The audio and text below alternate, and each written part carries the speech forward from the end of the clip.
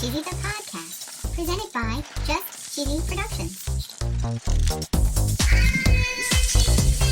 Hi there, I'm your host Fondue. Cheesy here. This week we're celebrating National Cheese Day.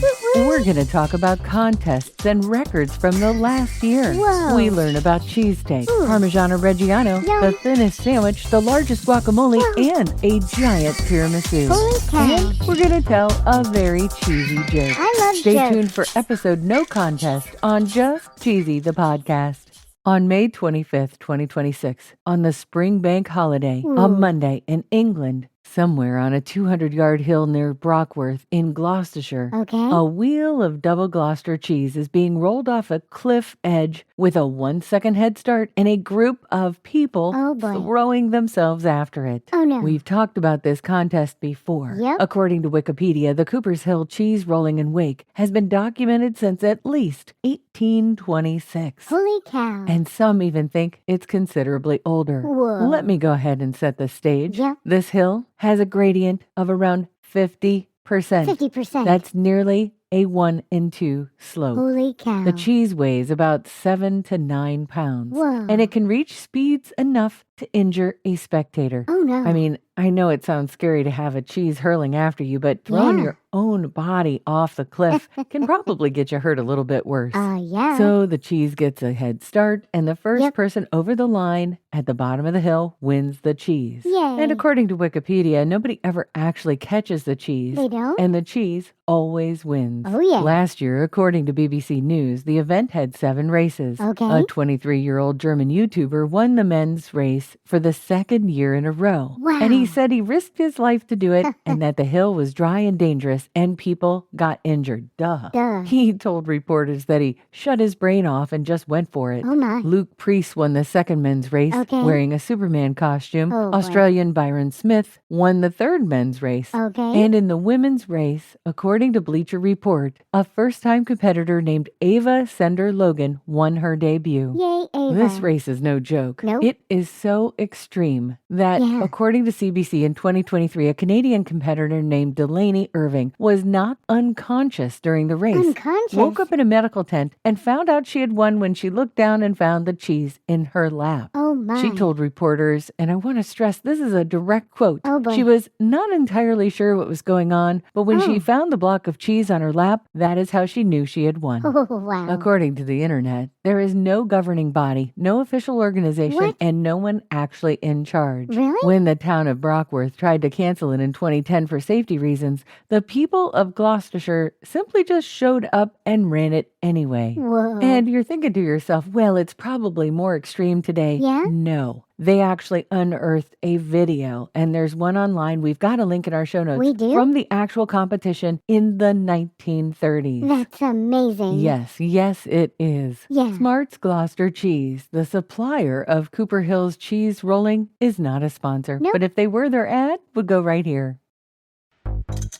Have you ever wanted to listen to the web? Yeah. Well, Newsly makes that possible. They do? They're an all-in-one audio super app for iOS and Android. Super app. You can listen to trending articles on the web on topics that you choose and get them read to you in a natural human voice. What kind of topics? Sports, Cheese? tech, business, science. Cheese? I'm sure there's even cheese. Yay. They even have an entire section for podcasts. Are we there? Of course we are. Ooh. It's one of my new favorite podcast apps. They even have digital radio. Holy cow. Just go to www.newsly.me to download it free. Whoa. Or use the link in the description.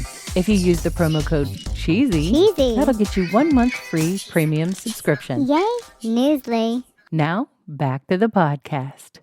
On kids.guinnessworldrecords.com, they dedicated a whole entire section to cheese. cheese. They encourage us to find out more about their record-breaking dairy dishes from the largest to the smelliest. Whoa. They talk about the largest cheese sculptures. Wow. They talk about the largest cheese sculpture of a mammal. What? The largest grilled cheese. Whoa. The most varieties of cheese on a pizza, and the actual Oh, my. smelliest cheese in the world. Of course, it comes from France. Phew-wee. On June 14th, 2025, according to Food and Beverage Magazine and Retail Insider, Parmigiana Reggiano and Loblaw Company Ltd. broke a Guinness World Record by cracking open 1,672 wheels of Parmigiana Reggiano at the exact same time. Holy cow. And this was across 452 Canadian grocery stores at exactly noon Eastern Time. Wow. And this wasn't even their first time. It wasn't? The first record was set in 2014 when more than 1,000 wheels were cracked at once. Whoa. But they wanted to break their own record. Oh, yeah. According to Retail Insider, Parmigiano Reggiano is one of the world's oldest natural cheeses, made in the same way today as it was 9 centuries ago. Whoa. They only use milk, salt, rennet, and no additives. Yum. Each wheel receives a mark of origin, and after 12 months of aging, it is tested for quality. The traditional way of opening the wheel uses a special short blade knife called a scarpino. Oh, my. It's tapped around the circumference of the wheel until it cracks naturally along the grain of the cheese. Whoa. On March 24th, 2026, according to ABC 30 and the Associated Press, Philadelphia International Airport became the site of a Guinness World Record. They did? This was for the longest line of cheesesteak sandwiches. 1,291 cheesesteaks were lined up inside the departure hall between Terminal B and C to mark National Cheesesteak Day. Yum. The previous record was only 500 sandwiches. Wow. They more than doubled it in an airport on a Tuesday. Whoa. Volunteers assembled the cheesesteaks along tables set up in the walkway,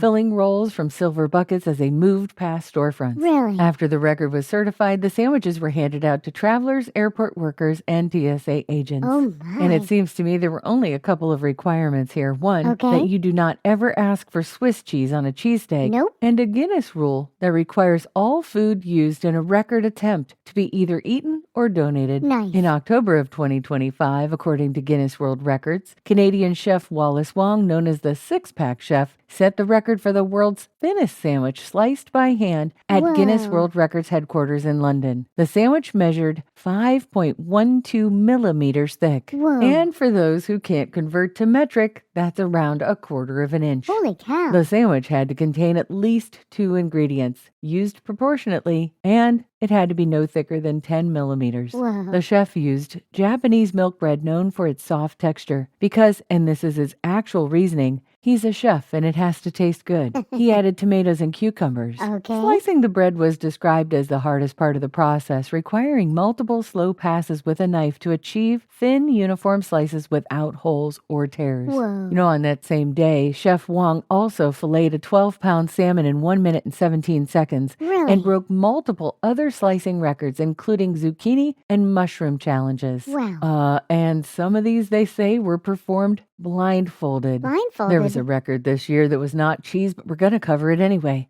According to Guinness World Records, in May of 2026, in Mexico, there was a new world record set for the largest serving of guacamole Ooh, yum. during the annual Avocado Festival. Nice. They produced over 15,000 pounds of the dip. Yum. In the spirit of going bigger in 2026, according to the Instagrammer Vincenzo's Plate, the world's longest tiramisu was made in London. It was over 440 meters long. Wow. And again, for the non-metric crowd, this is 1,443 feet. Whoa. They say here the giant tiramisu stayed true to the real Italian recipe. It did? Every single slice was sold, raising over $26,000 for humanitarian projects around the world. Nice. Now, don't forget to mark your calendars. Okay. June 4th is National Cheese Day. Woo woo. According to Calendar, CALENDARR.com, Okay. National Cheese Day was established in 1914 Whoa. and was first celebrated in Monroe, Wisconsin, the home of Greene County Cheese Day Festival. Whoa. And this festival, it lasts for a whole weekend. A whole It weekend? includes traditional Swiss and German music, Ooh. a 2-hour parade, carnivals, and local events. Wow. And according to nationaltoday.com, the average American consumes about 38 pounds of cheese every year. Holy cow. National Day calendar says that every nation in the world has its very own variety of cheese. Nice. And you know what? We've covered a whole lot of them, Yeah. and we plan to keep covering more. I'm ready for a joke, Fondue. Okay, why didn't Parmesan gloat when it won the world record? Ooh, I don't know why. Because it was too mature. Get it? Because it was aged, it was too mature? I get it. It was silly. Oh, it was silly, and just like all of our other jokes, it's a little bit cheesy.